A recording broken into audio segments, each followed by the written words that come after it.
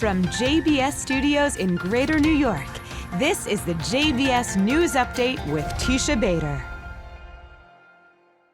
I'm Teisha Bader with the JBS News Update for Wednesday, June the 7th, 2023. An Israeli vehicle came under fire last night in the West Bank. The IDF said an assailant shot toward an Israeli vehicle adjacent to the Tapuach Junction in the Samaria region. An Israeli citizen was slightly injured by shards of glass, and damage to the vehicle was detected. Israeli troops, the IDF said, are searching the area for suspects. The Times of Israel reports that the car was hit by 12 gunshots, shattering its windows, and that the driver kept driving until reaching Israeli medics and military forces nearby, where he was treated at the scene. And staying with the IDF, the Deputy Commander of U.S. Central Command, CENTCOM, Lieutenant General Gregory Guillot, visited a joint exercise of the IDF Ground Forces Training Center and CENTCOM yesterday, marking, the IDF said, another milestone for the continuation of the process of deepening the dialogue, the cooperation, the strategic and security interests between the countries, and the strengthening of regional security and stability. Israel's National Security Advisor Tzachi Hanegbi is in Morocco, where he met today with Morocco's Minister of Foreign Affairs, Nasser Bourita. Speaker of the Knesset, Amir Ohana, arrived in Morocco today to meet with his counterpart and other senior officials and visit Morocco's parliament. And Israel's Foreign Minister Eli Cohen is in South Korea. Cohen met with Korean Foreign Minister Park Jin in Seoul. The foreign ministry saying at the meeting the ministers discussed the similar security challenges between the countries and steps to deal with the threats facing Korea and Israel and the free world, and the common interest of Korea and Israel in dealing with North Korea and Iran.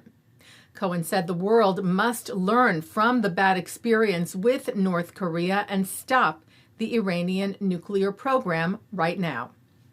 U.S. Secretary of State Antony Blinken is in Saudi Arabia on a 3-day visit whose focus will include efforts to potentially normalize relations with Israel, as well as other regional and global issues.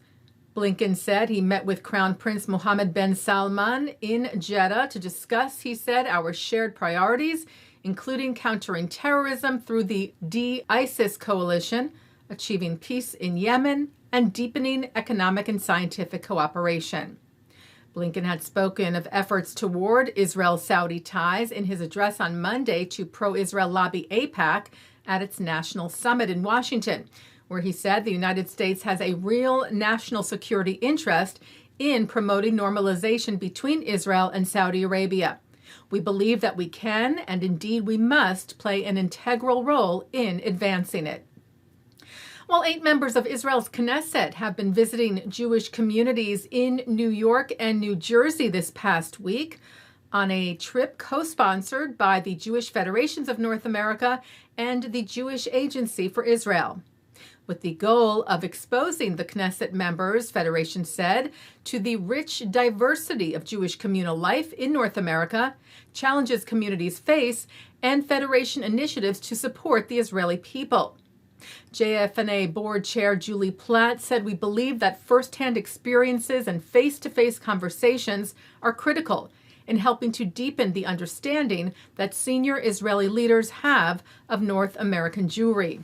Platt said, by fostering dialogue based on mutual understanding and respect, we will forge stronger bonds between North American Jewry and Israel and collectively address the challenges that both our communities face.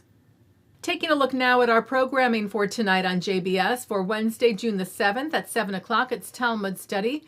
At 7:30, Abigail Pogrebin is joined by author Robert Mnookin to discuss his book, The Jewish American Paradox. At 8, Bret and Yossi Klein Halevi discuss the Six-Day War. At 9, Yahya Mahamid is on L'chaim. At 10:30, it's a look at moderate Muslims on Faith to Faith. And coming up next, it's Thinking Out Loud. And that's the JBS News Update for Wednesday, June the 7th, 2023. I'm Teisha Bader. Stay healthy, stay well.